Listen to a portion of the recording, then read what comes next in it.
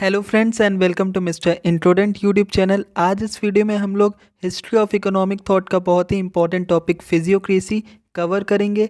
इसमें इसके जो भी इंपॉर्टेंट टर्म्स है जैसे कि नेचुरल ऑर्डर क्या होता है, नेट प्रोडक्ट क्या होता है, सर्कुलेशन ऑफ वेल्थ या फिर टैब्ल्यू इकोनॉमिकी क्या होती है, राइज एंड डिक्लाइन ऑफ फिजियोक्रेसी को डिटेल में देखेंगे, मगर इन शॉर्ट इसको हम लोग कवर करेंगे। So without wasting much time let us start with physiocracy. सबसे पहले हम लोग देखते हैं मर्केंटिलिज्म का जो फेज था वो कई अलग अलग देशों में, इंग्लैंड में, फ्रांस में, अलग अलग जगहों पर अलग अलग नामों से मर्केंटिलिज्म फेज आया। लेकिन जो हमारा फिजियोक्रेसी फेज है ये मेनली फ्रांस में आया था मिडिल 18th सेंचुरी में, और इसको हम लोग ने एग्रीकल्चरल सिस्टम भी कह सकते हैं। क्यों? क्योंकि यहाँ पर मर्केंटिलिज्म में ट्रेड, कॉमर्स, इंडस्ट्री ये सारी चीज़ें ज़्यादा इंपॉर्टेंट थी, मगर फिजियोक्रेसी में एग्रीकल्चर को सबसे इम्पॉर्टेंट ऑक्यूपेशन माना गया था। क्यों माना गया था? इसमें नेट प्रोडक्ट की वजह से इसे माना गया था, या क्या ऐसा नेचुरल ऑर्डर होता है? इन सबको हम लोग आगे थोड़ा थोड़ा करके देखेंगे। फिलहाल देखते हैं कि क्या ऐसे अर्ली सिम्टम्स थे जहाँ से फिजियोक्रेसी का राइज हुआ। Economic thinkers who contributed to the growth and development of physiocracy are called physiocrats. Physiocracy term का मतलब ही क्या होता है? रूल ऑफ नेचर, यानी प्रकृति का जो नियम है या प्रकृति के नियम के अनुसार जब हम लोग कोई काम को होने देते हैं या करने देते हैं तो वहाँ से फिजियोक्रेसी को लिया गया है। देखो, फिजियोक्रेसी एक तरीके की मर्केंटिलिज्म, जो एक्सेसिव मर्केंटिलिज्म फ्रांस में था। फ्रांस को हमने मर्केंटिलिज्म में एक कॉलबर्ट नाम के फाइनेंस मिनिस्टर की हमने बात करी थी, जिनकी जो पॉलिसीज़ थी वो बहुत ज़्यादा मर्केंटिलिस्ट पॉलिसीज़ थी। बहुत ज़्यादा वो ट्रेड को सपोर्ट करते थे, ज़्यादा से ज़्यादा वेल्थ को लाना चाहते थे। लेकिन ये सारी जो पॉलिसीज़ थी वो कुछ भी अच्छा नहीं कर रही थी। फ्रांस में कुछ भी अच्छा नहीं हो रहा था। फ्रांस के जो लोग थे वो बहुत ज़्यादा परेशान हो चुके थे मर्केंटिलिस्ट फिलॉसफी से या उनकी जो पॉलिसीज़ थी। तो इसकी वजह से यहीं से हमारा फिजियोक्रेसी का आप कह सकते हैं इवोल्यूशन हुआ। लोग परेशान थे, उन्होंने मर्केंटिलिज्म का एक तोड़ निकालने की कोशिश की और उसी के अगेंस्ट में इन्होंने फिजियोक्रेसी का स्कूल ऑफ थॉट खड़ा किया। और हम ये भी कह सकते हैं कि फिजियोक्रेसी जो है ये एक पहला ऐसा इकोनॉमिक स्कूल ऑफ थॉट है जिसमें प्रॉपर थ्योरीज दी गई हैं, जिसमें प्रॉपर सोशल रिफॉर्मेशन हुआ है। इस वजह से फिजियोक्रेट्स को सोशल रिफॉर्मर्स भी कहते हैं। देखिए, जो दो मेन हाईलाइटेड पॉइंट्स है वो क्या है? A return to agriculture as chief occupation would relieve people of all economic problems. They were against the man-made laws and advocate rule of nature. लोग क्या थे? बहुत ज़्यादा परेशान थे।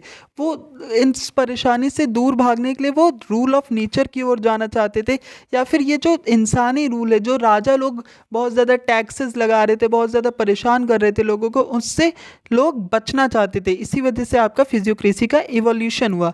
देखिए, factors giving rise to the physiocracy, वैसे तो आप इनको बड़ी बड़ी हेडिंग्स में भी डिवाइड कर सकते हैं, मगर हमने यहाँ पर कुछ शॉर्ट पॉइंट्स में लिया है। सबसे पहले जो फाइनेंस मिनिस्टर थे कॉलबर्ट, उनकी जितनी भी पॉलिसीज़ थी, जो मर्केंटिलिस्ट पॉलिसीज़ थी, वो बहुत ही ज़्यादा ख़राब थी। उससे कुछ भी फ़ायदा नहीं हो रहा था। फ्रांस और भी ज़्यादा कर्जे में डूबता चला जा रहा था। टैक्स सिस्टम भी बहुत करप्ट था। कैसे? जिनके पास ज़्यादा लैंड था, जो लैंड लॉर्ड्स थे या जो आपके क्लर्जी मैन थे, इनके पास ज़्यादा लैंड था, मगर इनके लैंड के ऊपर टैक्स नहीं लगता था। और आपके जो फार्मर्स थे, जिनके पास लैंड था ही नहीं या फिर बहुत कम था, उसके ऊपर ये हैवी टैक्सेस लगाते चले जाते थे, बहुत ज़्यादा टैक्सेस। तो इससे भी क्या, जो फार्मर्स थे वो बहुत ज़्यादा परेशान थे। देखिए, मर्केंटिलिज्म का क्या मोटिव था? यही मेन मोटिव था कि एग्रीकल्चर को दबा दो। एग्रीकल्चर इतना इंपॉर्टेंट है ही नहीं भाई, एग्रीकल्चर जो कर रहा है उसके ऊपर टैक्स लाद दो, उसको परेशान कर दो। बिल्कुल ठीक, एग्रीकल्चर करने वाले लोग अच्छे हैं ही नहीं। जो ट्रेड कर रहा है, जो पैसा लेके आ रहा है, जो प्रीशियस मेटल, सोना, हीरा, चांदी ये सब लेकर आ रहा है, वो ज़्यादा अच्छा इंसान है, वो आपका अच्छा सिटीजन है, उसके ऊपर कम टैक्स होना चाहिए। लेकिन ये सारी चीज़ें क्या थी? ये बहुत ही ज़्यादा फार्मर्स को एक तरीके से दबा रही थी, उन्हें गरीब बना रही थी। तीन तरीके के हम लोग ने यहाँ पर टैक्सेस भी दे दिए। अगर आप अपने आंसर में इसको लिखते हैं थोड़ा सा इनहेंस होगा आंसर। गेबेल नाम से एक टैक्स था जो कि आपका सॉल्ट पे लगता था। एडिस नाम से एक टैक्स था जो कि हर एक कॉमोडिटी के बनते वक्त अलग अलग स्टेजेस पे कई बार लगता था। ट्रेटी आपका कस्टम ड्यूटी था। Not so important. नेक्स्ट हम लोग देखेंगे the unnecessary Wars and luxurious court life of.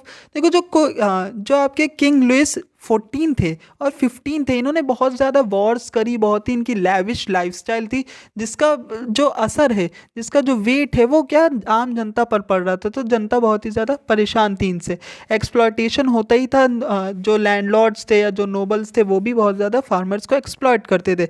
Agriculture revolution जो कि अब इंग्लैंड में हो चुका था, वो धीरे धीरे फ्रांस की तरफ भी बढ़ रहा था। The political and moral philosophers emphasise the importance of individual rather than wealth. पहले क्या था, वेल्थ ज़्यादा इंपॉर्टेंट था, इंडिविजुअल इंपॉर्टेंट नहीं था। लेकिन अब धीरे धीरे जो मोरल और जो फिलोसफर, जो उस जगह के जो गुरु लोग थे, जो दार्शनिक लोग थे, वो भी क्या कहने लगे कि नहीं यार, व्यक्ति का भी बहुत इंपॉर्टेंस है, लोगों का भी इंपॉर्टेंस है, सिर्फ पैसे का इंपॉर्टेंस है, सिर्फ प्रीशियस मेटल सोने चांदी का ही इंपॉर्टेंस नहीं है। Mercantilists were ordinary people who emphasized only foreign trade, but physiocrats realized the importance of various. Physiocrats ने अलग अलग तरीके की जितनी भी इकोनॉमिक एक्टिविटीज़ थी, वेदर इट भी आपका ट्रेड हो, कॉमर्स हो, इंडस्ट्री हो, ऐसा नहीं कि इन्होंने ट्रेड, कॉमर्स, इंडस्ट्री को बिल्कुल ही नेग्लेक्ट कर दिया, या लेकिन साथ साथ इन्होंने एग्रीकल्चर को ज़्यादा इंपॉर्टेंस दी। इसी वजह से एक बहुत ही इंपॉर्टेंट क्वेश्चन जो फिजियोक्रेसी से आता है, सबसे पहला क्वेश्चन ही ये आता है कि why were the physiocrats called as social reformers. तो ये इसी वजह से सोशल रिफॉर्मर्स थे क्योंकि इन्होंने सोसाइटी में एक तरीके का रिफॉर्मेशन लाने की कोशिश की। जो ओल्डर मर्केंटलिस्ट पॉलिसीज़ थी, जो कि सिर्फ और सिर्फ वेल्थ को लेकर के कहती थी कि वेल्थ कमाओ, पैसा कमाओ, पैसे से ही आपका गोल्ड कमाओ, गोल्ड लेकर के आओ, एक्सचेंज वैल्यू लाओ ज़्यादा, उन सब चीज़ों को इन्होंने रिफॉर्म किया। सोसाइटी में रूल ऑफ नेचर को इस्टेब्लिश करने की कोशिश की और ज़्यादा से ज़्यादा जो मैन मेड लॉज हैं उन्हें इन्होंने ये अवॉइड किया। तो इस वजह से ये सोशल रिफॉर्मर्स हुए और ये first school of economic thought भी है। अब हम लोग मेन फिजियोक्रेटिक आइडियाज़ देखेंगे। 3 आइडियाज़ जो सबसे इंपॉर्टेंट है, सबसे पहले है नेचुरल ऑर्डर, देन आपका आता है नेट प्रोडक्ट, एंड देन आपका टैब्ल्यू इकोनॉमिकी या फिर सर्कुलेशन ऑफ वेल्थ। इनको हम लोग इन शॉर्ट देखेंगे इस वीडियो में। देखिए, सबसे पहले हमारा होता है नेचुरल ऑर्डर। नेचुरल ऑर्डर यानी इसका अगर हम लोग हिंदी में ट्रांसलेट करें तो नेचुरल ऑर्डर से आप क्या समझते हैं? जो एक प्रकृति का बनाया हुआ ऑर्डर है या फिर नियम है या तरीका है किसी भी काम को करने का। तो फिजियोक्रेट्स क्या मानते थे कि हमारी जो धरती है, इस पे हर एक चीज़ को करने का एक तरीका पहले से बना हुआ है। जो गॉड है, जो भगवान है, उन्होंने एक नियम पहले से स्टैब्लिश करके रखे। उन्होंने कुछ नियम अपने बनाए हुए हैं जो कि रूल ऑफ नेचर है, जो कि भगवान डिसाइड करते हैं, जो भगवान की विल से होता है, विल ऑफ गॉड से होता है। और वो कहते हैं कि इंसानों को इस बारे में जानना चाहिए और उन्हें भगवान की मर्ज़ी के अनुसार ही सारे काम करने चाहिए। बेसिक कहना क्या है कि ये लोग लेज़े फेयर को सपोर्ट करते थे। ये कहते थे कि गवर्नमेंट का ज़्यादा इंटरवेंशन किसी भी इंसान की इकोनॉमिक एक्टिविटी पे नहीं होना चाहिए। इंसान क्या प्रोड्यूस करता है, क्या खाता है, क्या ट्रेड करता है, क्या नहीं करता है, उस पर रूल ऑफ नेचर होना चाहिए। यही इनका नेचुरल ऑर्डर था। इसमें बहुत ज़्यादा कुछ तो है नहीं। However, natural order should not be confuse with the state of nature. आपको इसके हैंड रिटन नोट्स में टेलीग्राम चैनल पे मिल जाएंगे, तो आप वहाँ पर अपना आंसर राइटिंग के लिए अच्छा कंटेंट याद कर सकते हैं वहाँ से भी। तो स्टेट ऑफ नेचर और नेचुरल जो आपका ये ऑर्डर है, इसमें थोड़ा सा डिफरेंस होता है। स्टेट ऑफ नेचर तो जो एंशियंट टाइम पे लोग चले जाते, बिल्कुल जब कोई सोसाइटी ही नहीं थी, कोई रूल ही नहीं था, उसकी बात नहीं कर रहे कि आप बिल्कुल ही पुराने आदि मानव बन जाओ, नहीं। नेचुरल ऑर्डर का मतलब क्या है कि जो आपका अभी का समाज भी है या जो आगे तरक्की करता हुआ समाज है, जो आपका इवॉल्विंग, कॉन्टिन्यूस इवॉल्विंग सोसाइटी है, वो भी क्या है, वो एक नेचुरल ऑर्डर से ही बंधी हुई है। जैसा भगवान चाहते हैं, जिस तरीके से भगवान ने चीज़ें बनाई हुई है, उसी तरीके से उसको चलना चाहिए। ये फिजियोक्रेट्स का बिलीव था। और एक और ये आइडियल सोसाइटी और एक इम्परफेक्ट सोसाइटी की भी बात करते हैं। आइडियल सोसाइटी वो जहाँ पर विल ऑफ गॉड के अकॉर्डिंगली सारी चीज़ें चलती हों, और इम्परफेक्ट सोसाइटी जहाँ पर ह्यूमन लॉज की मदद से चीज़ें चलती हों। देखो, फिजियोक्रेटिक नेचुरल ऑर्डर के 3 इंपॉर्टेंट फीचर्स भी दिए हैं। Natural order aimed at securing pleasure to the people. It focuses to increase the rights of people without imposing any restriction on their liberty। ये राइट्स बढ़ाने की बात करता है, इनकी लिबर्टी पे किसी भी तरीके का रिस्ट्रिक्शन ना इम्पोज करके, यानी फ्री राइट्स की ये बात करता है। इट स्टैंड्स अगेन मर्केंटिलिज्म, ये मर्केंटिलिज्म के अगेंस्ट रहता है। इससे इन्होंने क्या कुछ प्रैक्टिकल रिजल्ट्स देखे। फिजियोक्रेट्स ने क्या देखा कि अगर हम लोग नेचुरल ऑर्डर जो प्राकृतिक नियम है या जो प्रकृति जिस तरीके से काम करती है, अगर हम उसी तरीके से काम करते हैं तो हमें मैक्सिमम हैप्पीनेस या मैक्सिमम एडवांटेज मिल सकता है इकोनॉमिक मैटर्स से। और ये सब इन्होंने खुद देखा, प्रैक्टिकल रिजल्ट्स इन्हें मिले। केवल इन्होंने बोला ही नहीं, सिर्फ थ्योरी नहीं देते थे। फिजियोक्रेट्स जो थे वो काफ़ी हद तक प्रैक्टिकली जो चीज़ें होती थी उसको ही बताते थे। लेकिन इसका थोड़ा सा एक शॉर्ट में क्रिटिसिज्म देखेंगे, क्योंकि ये आइडिया बहुत ही वेग था। It ignore the fact that interest of individual was not always in harmony with दोस्त। क्योंकि ये मानते थे कि हर एक इंडिविजुअल को अपनी लिबर्टी दे दो, अपने हिसाब से सब काम करे और जैसा प्रकृति का नियम है काम होता रहे। ऐसा ज़रूरी नहीं है, कुछ ना कुछ लोग होते हैं जिनका अपना इंटरेस्ट जो है वो सोसाइटी के इंटरेस्ट से अलग हो सकता है या ख़राब हो सकता है या कुछ भी हो सकता है। तो इस वजह से ये इतना भी अच्छा आइडिया नहीं था। नेक्स्ट नेट प्रोडक्ट का आइडिया है। नेट प्रोडक्ट बहुत ही सिंपल है, इसको भी हम लोग ब्रेक डाउन कर लेंगे। नेट प्रोडक्ट यानी कि यहाँ पर बात हो रही है कुछ एक प्रोडक्ट मिलना, कुछ एक चीज़ का मिलना जो नेट आपको एडिशन मिल रहा हो या फिर एक फाइनल वैल्यू आपको जो मिल रही हो। अब फिजियोक्रेट्स क्या कहते थे कि दुनिया में ऐसा कोई भी काम नहीं है जिसमें हमें नेट प्रोडक्ट मिलता हो, यानी कुछ ज़्यादा मिलता हो, जितना हमने लगाया उससे ज़्यादा हमें मिलता हो, ऐसा कोई भी काम नहीं है एक्सेप्ट एग्रीकल्चर। वो कहते हैं एग्रीकल्चर यानी खेती ही ऐसा काम है जिसमें हम लोग लगाते कम चीज़ है, कम लेबर होता है या फिर कम आप कह सकते हैं रॉ मटेरियल होता है, और हमें उससे कई गुना ज़्यादा क्या मिलता है, नेट प्रोडक्ट मिलता है। यानी हमें कुछ सरप्लस मिलता है, जितना हम लगाते नहीं है। Net wealth produced is greater than net wealth consumed. यहाँ पर इन्होंने ये चीज़ कहते हैं ये कि जो हमारा वेल्थ है, जो प्रोड्यूस्ड वेल्थ है वो हमारा कंज्यूम्ड वेल्थ से ज़्यादा होता है। ऐसा ये इस केस में बताते हैं, केवल और केवल एग्रीकल्चर के केस में बताते हैं। तो इससे ये लोग एक आइडिया लेकर आते हैं कि एग्रीकल्चर जो है वो क्योंकि हमें नेट प्रोडक्ट देता है यानी कुछ ज़्यादा देता है, ठीक, जितना हमने लगाया उससे भी कुछ ज़्यादा देता है। इस वजह से ये बताते हैं कि एग्रीकल्चर सबसे सुप्रीम ऑक्यूपेशन है, सबसे इम्पॉर्टेंट है। ये एक और एग्जांपल देते हैं कि जो कॉमर्स और इंडस्ट्री है इसमें ये तो एग्रीकल्चर की ही ब्रांचेज है। भाई कॉमर्स में तुम कोई चीज़ तो जो तुमने प्रोड्यूस की हो या तुम्हें कहीं से मिली हो उसको एक हाथ से दूसरे हाथ दे दिया। इंडस्ट्री में, मैन्युफैक्चरिंग में भी जो तुम्हारा पहले रॉ मटेरियल था उसी में थोड़ा बहुत फेर बदल करके और उसी को चमका कर पॉलिश मार कर तुमने बेच दिया। तो उसका कुछ ऐसा तुमने नया नहीं प्रोड्यूस किया, लेकिन वहाँ पर तुमने कुछ बीज डाले अर्थ में और वो निकल आया तुम्हारे पास बहुत सारे कॉर्न, बहुत सारा खेती हो गई तुम्हारी। तो इस तरीके से तुम्हें एक नेचुरल एक नेट प्रोडक्ट मिल रहा है, तुम्हें कुछ नया कुछ एक्स्ट्रा मिल रहा है।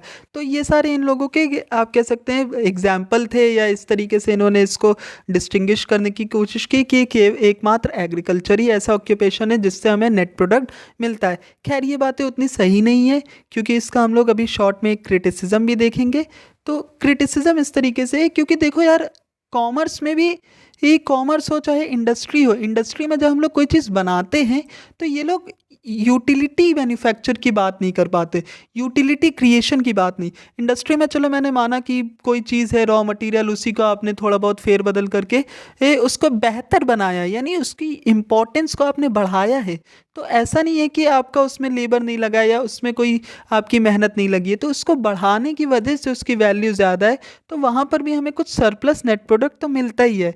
लेकिन चलो ये तो क्रिटिसिज्म की बात होगी। मोटा मोटी आपको ध्यान रखना है कि नेट प्रोडक्ट क्या है। नेट प्रोडक्ट ऐसा आपका अमाउंट ऑफ प्रोडक्शन है या ऐसी चीज़ है जो आपको एक्स्ट्रा मिल रही है कम लगाने पे, या कुछ जो आप प्रोड्यूस कर रहे हैं वो ज़्यादा है देन वेल्थ कंज्यूम्ड। ठीक, ये हमारा हो जाएगा नेट प्रोडक्ट का कंसेप्ट। अब इनका बहुत ही इंपॉर्टेंट कंसेप्ट आ जाता है टैब्लू इकोनॉमी की, यानी सर्कुलेशन ऑफ वेल्थ का। देखो टैब्लू इकोनॉमी की जो है ये कोई बहुत ही अलग कोई कंसेप्ट नहीं है, एक सिंपल सा इन्होंने फ्लो चार्ट टाइप का बताया है। किसने? क्यूजने ने। क्यूजने एक बहुत ही फेमस फिजियोक्रेटिक साइंटिस्ट थे, या आप कह सकते हैं ये साइंटिस्ट भी थे, डॉक्टर थे ये, और इन्होंने अपना फिजियोक्रेसी में बहुत अच्छा कंट्रीब्यूशन दिया। जस्ट बिकॉज ये डॉक्टर थे तो इन्होंने बायोलॉजी से रिलेट करते हुए अपनी एक इकोनॉमिक थ्योरी दी जिसका नाम रखा गया टैब्लू इकोनॉमी की। अब इन्होंने एक तरीके की टेबल दी थी, टेबल को हम लोग आगे के पेज में डिस्कस करेंगे, थोड़ा थोड़ा हम लोग शॉर्ट में देख लेते हैं। टैब्ल्यू इकोनॉमिकी को लेकर कुछ जो फेमस ऑथर्स है जैसे टर्गोट है या दूसरे हेक्टर ने ये बोला है दैट कि जो काम आपका बॉडी पॉलिटिक में ये टैब्ल्यू इकोनॉमिकी करती है वही काम हमारे शरीर में हमारा ब्लड करता है। तो सर्कुलेशन ऑफ ब्लड से रिलेट करते हुए इन्होंने सर्कुलेशन ऑफ वेल्थ दिया है, जिसको हम लोग यहाँ पर विथ पॉइंट समझते हैं। सबसे पहले तो जो क्यूजने हैं उन्होंने सोसाइटी जो है, जो समाज है, उसे 3 अलग अलग क्लासेस में डिवाइड कर दिया। अब ये क्लासेस कौन सी थी? पहली थी प्रोडक्टिव क्लास। प्रोडक्टिव क्लास बोले तो इनके हिसाब से फार्मर्स जो कि कुछ प्रोडक्शन करते हैं। फिर है प्रॉपर्टी क्लास, यानी लैंडलॉर्ड्स या किंग्स या फिर नोबल्स जिनके पास बहुत सारा लैंड है या कैपिटल है। ठीक। स्टेराइल क्लास, ये वो लोग हैं जो कि कुछ प्रोडक्शन नहीं करते हैं और जो आपका प्रोडक्टिव क्लास है उस पर डिपेंडेंट होते हैं, जैसे टीचर्स, लॉयर्स, आपका नर्स, आपका कुछ भी जो भी दूसरे काम करते हैं। खैर इन्होंने ये जो स्टेराइल क्लास बोला है, ये ऐसा नहीं बोला है कि ये निकम्मी क्लास है, कुछ काम नहीं करती, ये काम करती है, मगर जो फिजियोक्रेट्स है वो केवल और केवल एग्रीकल्चर को ही प्रोडक्टिव ऑक्यूपेशन मानते हैं, बाकी उसके अलावा किसी चीज़ को प्रोडक्टिव मानते नहीं है, तो इस वजह से इसको अनप्रोडक्टिव क्लास इन्होंने बोला है। खैर स्टेराइल क्लास का भी बहुत इंपॉर्टेंस इनकी स्टडी में है, ऐसा नहीं है कि स्टडी में इनका इंपॉर्टेंस नहीं है। अब देखो यहाँ पर जो भी चीज़ें लिखी हो ये आपको नोट से समझ में आ जाएगी, मैं केवल इस फिगर को एक्सप्लेन करूँगा। देखिए एक सिनेरियो ये बताते हैं कि एक किसी साल में जो फार्मर्स है वो 5 मिलियन फ्रैंक्स का कुछ प्रोडक्शन करते हैं। ठीक, जिसे हम लोग मान लेते हैं 5 बॉल से हम लोग डिनोट करते हैं। ठीक, अब इसमें से ये जो 2 बॉल्स हैं, 2 मिलियन फ्रैंक्स है, ये जो फार्मर क्लास है ये अपने पास रख लेती है अपने मेंटेनेंस के लिए, अपने गुजर बसर के लिए। ठीक, अब जो बाकी के 3 आपके फ्रैंक्स है या आप मान सकते हैं इनको गोल्ड कॉइन्स है, ठीक, या इतना 3 पैसा है इनके पास, ये किस तरीके से ये डिस्ट्रीब्यूट होगा पूरे समाज के अंदर, उसको यहाँ पर दिखाया गया है। आपको थोड़ा थोड़ा सा केवल देखना है, ज़रूरी नहीं कि आपको फिगर याद हो, आपको केवल पता होना चाहिए कि कौन सी क्लास क्या क्या करती है। देखो 1 मिलियन फ्रैंक तो ये अपनी नेसेसिटीज़ पे देती है स्टेराइल क्लास पे, क्योंकि टीचर से कुछ पढ़ना है, नर्स से या डॉक्टर से कोई काम है, टेलर है उससे कोई काम है, तो उसमें चला गया। ठीक, एक हिस्सा ये देती है टैक्स के हिसाब से, जो भी आपके लैंडलॉर्ड है या जो भी वो हैं लोग, सरकार जो है, और एक हिस्सा ये देती है आपकी प्रॉपर्टी क्लास को, वही जो आपका रेंट हो गया, आपका जो प्रोडक्शन के लिए कैपिटल है उसमें। तो इनका इतना खर्चा यहाँ पर हो गया प्रोडक्टिव क्लास का। अब देखो जो प्रॉपर्टी क्लास है इनके पास 2 हिस्से आते हैं। ठीक, एक इधर से आ रहा है आपका प्रोडक्टिव क्लास से जो कि टैक्स के फॉर्म में, एक रेंट के फॉर्म में आ रहा है। यहाँ पर इनके पास 2 आप कह सकते हैं मिलियन फ्रैंक्स है, जिसमें से एक ये खाने पर इस्तेमाल करते हैं, फार्मर से खाना खरीदा, और एक ये क्या अपनी जो नेसेसिटीज़ है फिर से वही लॉयर, टेलर और टीचर इन सब पे खर्चा कर देते हैं। तो इस तरीके से इनका भी खर्चा हो गया। अब ये जो टेलर, लॉयर और ये जो स्टेराइल क्लास थी, ये भी क्या रॉ मटेरियल्स खरीदते हैं कहाँ से? प्रोडक्टिव क्लास से ही खरीदते हैं, और ये खाना भी कहाँ से खरीदते हैं? आपका प्रोडक्टिव क्लास से ही खरीदते हैं। तो घूम फिर के मोटा मोटी जो आपका तीनों जो पैसा था वो सर्कुलेट होके वेल्थ कहाँ पर? फिर से प्रोडक्टिव क्लास में आ गया। तो इसी तरीके से जैसे हम लोग नेशनल इनकम में पढ़ते हैं ना कि किस तरीके से हाउस होल्ड से बिजनेस फर्म में पैसा जाता है, फिर आता है, फिर जाता है, फिर आता है, तो उसी तरीके से इन्होंने भी दिया था कि किस तरीके से प्रोडक्टिव क्लास से स्टेराइल क्लास में जाता है, स्टेराइल से प्रोडक्टिव, प्रोडक्टिव से फिर प्रॉपर्टी क्लास। तो एक तरीके का एक चार्ट टाइप का इन्होंने दिया था। इसको आप लोग हैंड रिटन नोट्स में और भी प्रॉपरली पढ़ सकते हैं। हम लोग कुछ और इंपॉर्टेंट आइडियाज़ ऑफ फिजियोक्रेट्स देखेंगे। सबसे पहले वैल्यू। वैल्यू पे इन्होंने बहुत ज़्यादा कुछ नहीं बताया था। क्यूसने कहते हैं what is value is called price, यानी इन्हें बहुत ज़्यादा आइडिया नहीं था, ये वैल्यू और प्राइस के बीच में उतना डिफ्रेंशिएट नहीं कर पाए थे। इंटरेस्ट के बारे में इन्होंने कहा था एग्रीकल्चरल जो लैंड होगी उसके ऊपर आप लोग इंटरेस्ट लगाओ, उस पर तो क्योंकि वो प्रोडक्टिव काम है तो उसमें इंटरेस्ट लगना चाहिए। पॉपुलेशन, अगेन ये भी बड़ी पॉपुलेशन को ही ज़्यादा प्रेफर करते थे, क्योंकि इनके हिसाब से जब कंजम्पशन बढ़ेगा तो आपका प्रोडक्शन भी बढ़ेगा और वेल्थ भी बढ़ेगी। टैक्सेशन, ये क्या कहते थे, एक सिंगल टैक्स सिस्टम हो, लेकिन वो उतना प्रैक्टिकली पॉसिबल नहीं था, क्योंकि उससे क्या हो जाता, फिर गवर्नमेंट का रिवेन्यू कम हो जाता। प्राइवेट प्रॉपर्टी में ये बिलीव करते थे, ये मानते थे कि जो इसकी प्राइवेट प्रॉपर्टी है उसको ज़्यादा हिस्सा मिलना चाहिए प्रोडक्शन का, तो इस वजह से ये लैंडलॉर्ड्स और इन सब के फेवर में रहता था। ट्रेड को इतना ज़्यादा इंपॉर्टेंस नहीं देते थे ये लोग जितना मर्केंटलिस्ट लोग देते थे, मगर फिर भी इनके में थोड़ा बहुत तो ट्रेड इम्पॉर्टेंट था। अब लास्ट में हम लोग देखेंगे क्रिटिसिज्म ऑफ फिजियोक्रेसी।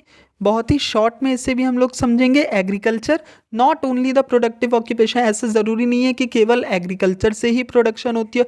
माइनिंग हो गया, क्वेरिंग हो गया, आजकल के टाइम पे तो कितनी ऐसी चीज़ें जहाँ से आप प्रोड्यूस करते हो, कितने तरीके की चीज़ें आप अलग अलग प्रोडक्शन करते हो। अरे एग्रीकल्चर ही नहीं, पिसी कल्चर है, आप फिशिंग करते हो, आप दूसरी दूसरी तरह से आप फूड का प्रोडक्शन या किसी भी दूसरी चीज़ का प्रोडक्शन करते ही हो। ठीक, कॉमर्स और इंडस्ट्री उतनी ही ज़्यादा इंपॉर्टेंट है। इन्होंने कॉमर्स और इंडस्ट्री को ज़्यादा इंपॉर्टेंट नहीं बताया था।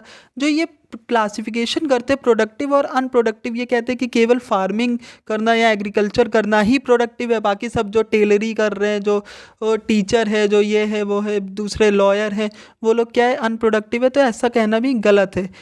और इन्होंने वैल्यू को ज़्यादा इंपॉर्टेंस नहीं दी थी। एब्सोल्यूट फ्रीडम अगर ट्रेड में दे दिया जाए, प्रोडक्शन ना हो, तो वो फिर बहुत ही गलत हो जाएगा, फिर उल्टे सीधी तरीके से लोग ट्रेड करने लगेंगे। तो गवर्नमेंट का इंटरवेंशन तो ज़रूरी ही है। थ्योरी ऑफ डिस्ट्रीब्यूशन इनकी अनरियलिस्टिक है।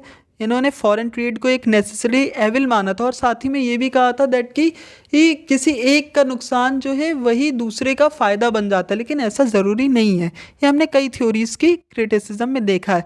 इन्हें idea of production of utility का उतना आइडिया नहीं था। मैंने जैसे बताया कि अगर हम लोग कोई चीज़ मैन्युफैक्चर कर रहे हैं किसी इंडस्ट्री में, तो माना कि हम रॉ मटेरियल कोई लेपापोती करके या थोड़ा बहुत उसमें पॉलिशिंग करके या कुछ भी चेंजेस करके उसे बेच रहे हैं, मगर वो जो हम लोग बेच रहे हैं उससे पहले उसमें हम लोग कुछ वैल्यू ऐड कर रहे हैं, उसी को तोड़ मरोड़ के। अगर आप कोई नॉर्मल सोने का सिक्का भी है, उसको आप पॉलिश करोगे, रगड़ोगे वो इंडस्ट्री में, या हीरा है उसको आप तराशोगे, उसके बाद ही तो वो निखरेगा, उसके बाद ही तो उसकी कोई वैल्यू होगी, कोई कीमत होगी।